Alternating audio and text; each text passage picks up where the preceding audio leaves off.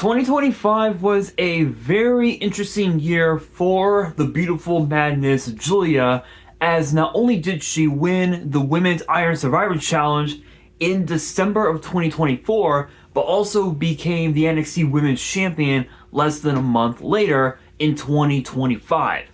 Since then, Giulia's reign as NXT Women's Champion, many people would consider it to be a little lackluster, but now she's already on the main roster several months later, and already she's a two-time Women's United States Champion.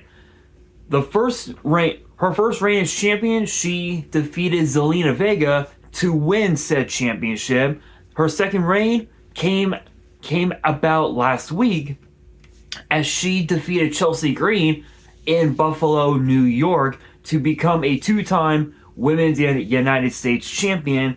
And now the beautiful madness is in need of a first challenger for her second reign as champion. But the question is, who will step up? Who will take the challenge of facing Giulia for the Women's United States Championship? And excuse me, honestly, you got a large plethora of talent that could be more than a challenge for the beautiful madness at a later time. And honestly, this is where how can I say it? This is where things get a little interesting, because there have been a lot of people excuse me, on social media that have said that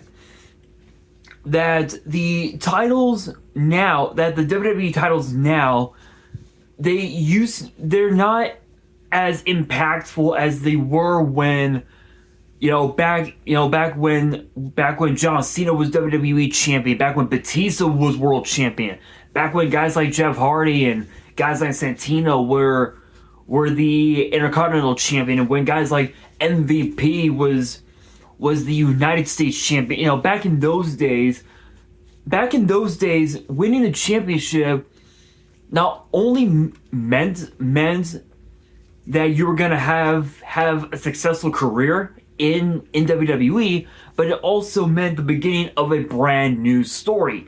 And interestingly enough, one of the greatest stories ever told in WWE was the story of John Cena versus Randy Orton. Arguably one of the greatest rivalries of all time, aside from John Cena versus Edge. Honestly. Nowadays, people believe that it's more of a charity case. And I really don't... In a manner of speaking, I do see a little bit of a resemblance of it being a charity case.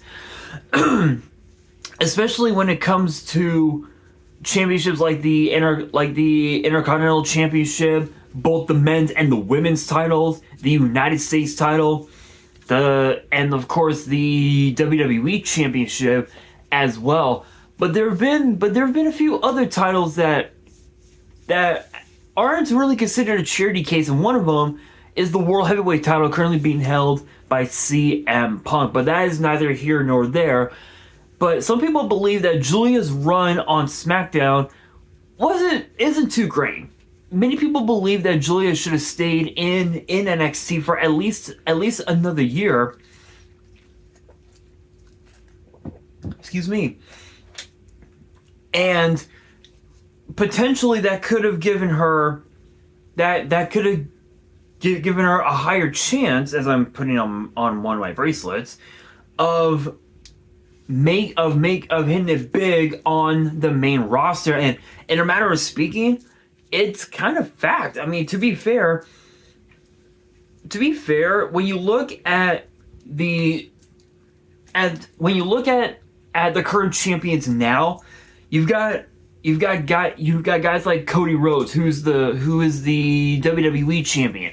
You've got guys like Dominic Mysterio, who's the Intercontinental champion. You got guys like the Usos, who are now 9-time tag team champions. You got guys like the White Six, who are the current WWE tag team champions.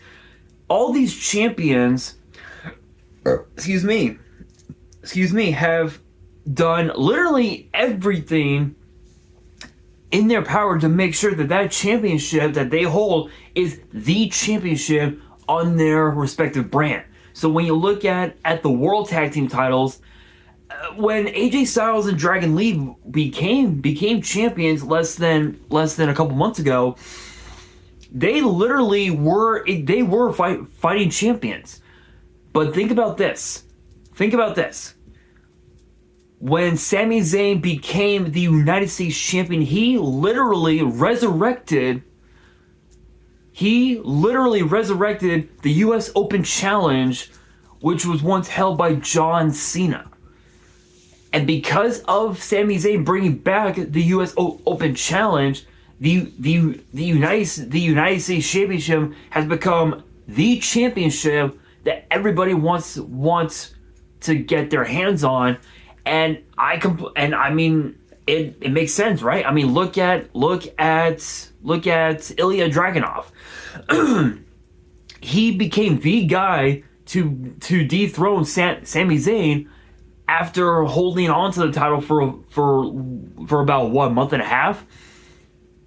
And then of course Carmelo Hayes recently became champion and had a successful title defense against Johnny Gargano, which, speaking of Johnny Gargano, we got a little bit of breaking news on the state of DIY, but that video will come up at some point this week, so be sure to get ready for that. So that ties into the question of who will face Giulia for the women's U.S. title, with at a later time. And I mean you got a plethora of talent, right? I mean, you got Jade Cargill, the current WWE Women's Champion. You've got Charlotte Flair, Alexa Bliss, Nia Jax, Lash Legend. You've got her business associate Kiana James, which I feel like that was a flop. In my opinion, I feel like that Giulia needs to turn babyface again, because she did so well as a babyface on NXT that the moment she turned heel on Raw, it just went down. It was just all downhill from there. It was just all downhill from there. My honest opinion, I feel like if there was two people that I would see challenge Giulia for the women's U.S. title, it would have to be Chelsea Green, and I would probably have to say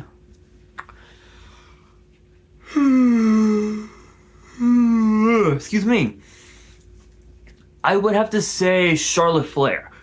And the only reason why I say Charlotte Flair, it might sound a bit unorthodox,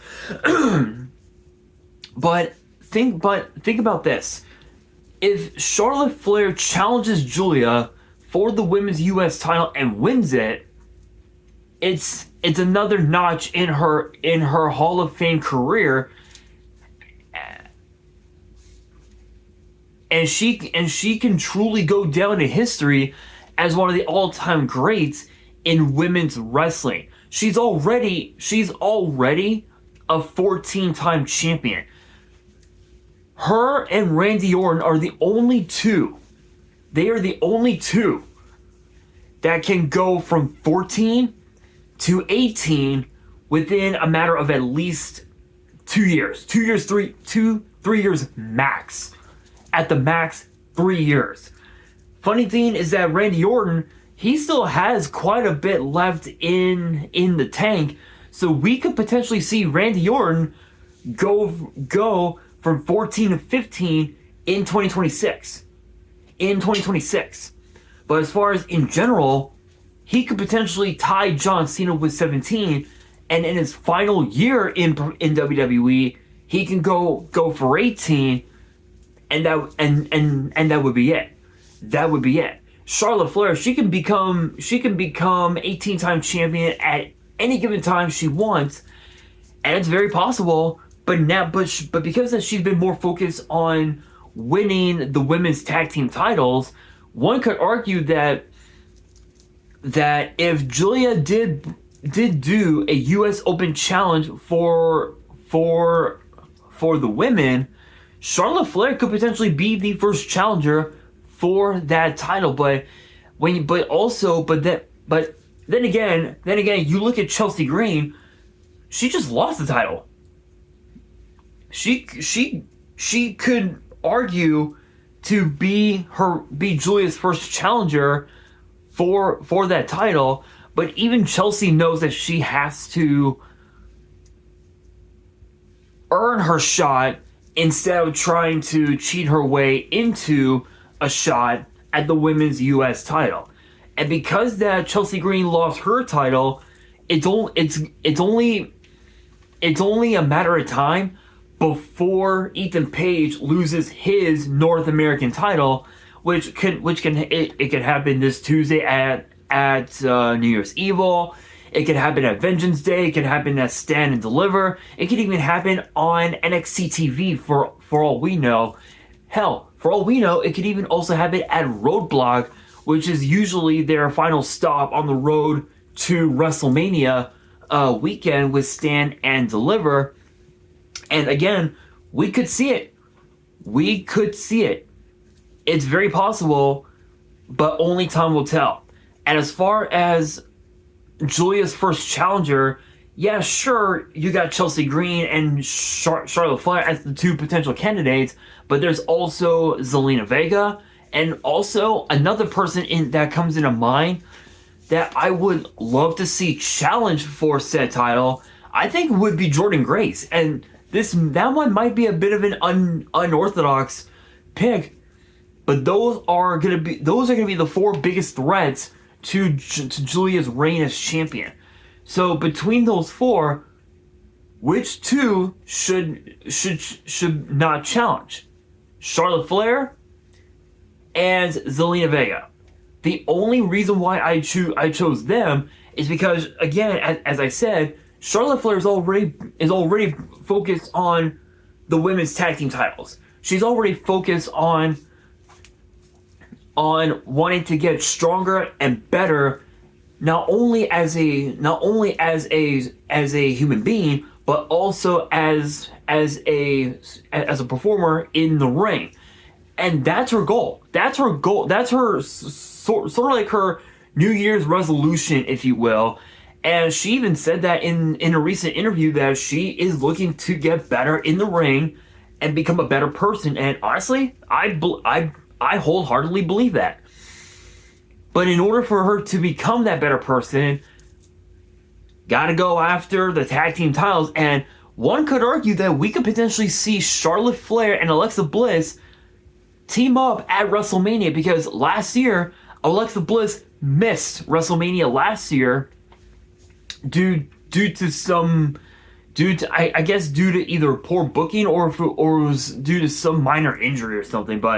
And let's not forget, last year's WrestleMania, Charlotte Flair lost to Tiffany Stratton, with Tiffany retaining the WWE Women's title against the Queen. And again, with Charlotte's focus on the tag titles, I wouldn't be surprised if she would put her focus back on the women's title, on the WWE Women's title. It's possible. But as far as Zelina Vega goes, she's just too focused on helping out her husband, Aleister Black. There's really no way for her to focus on becoming United States champion again. And I think honestly, it's way too soon for her to try to go after the title. But that's only me. That's just only me talking. Now, as far as the other two go, Jordynne Grace and Chelsea Green, man, I mean, it literally comes down to who would want the match more. And I know that Chelsea Green is probably gonna bitch and complain to SmackDown General Manager Nick Aldis about how she lost her title because they were in Buffalo. Typical heel bullshit, of course. But I will say, Jordan Grace on SmackDown could be very interesting because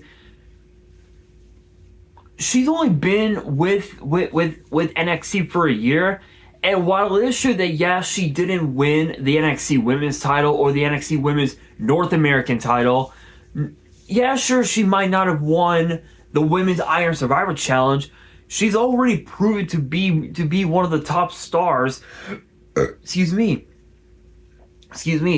on NXT, and that already put her in line to be a part of either the Raw or SmackDown roster, which we found out that Joe Hendry is going to be a part of the SmackDown roster, and we also found out that Matt Cardona, aka Zack Ryder, Matt Cardona has signed with SmackDown, which is mind-blowing, absolutely mind-blowing.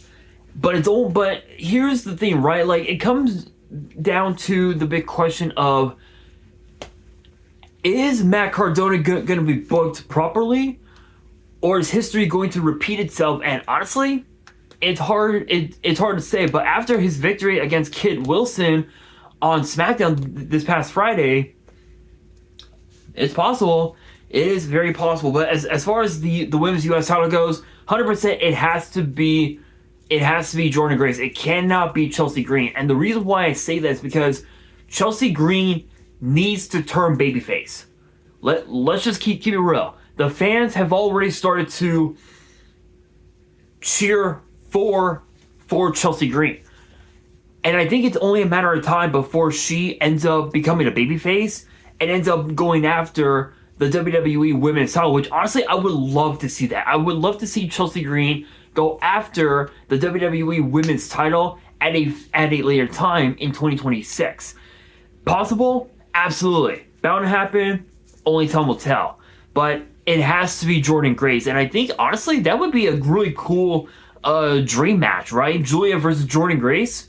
That could be very, very interesting to see how that match will play out. But let me know down in the comments below who you believe should challenge Giulia for the Women's US title and why. Let me know down in the comments below, and that'll do it for today's video. Hopefully you guys enjoyed. If you did, make sure you guys smash that thumbs up button.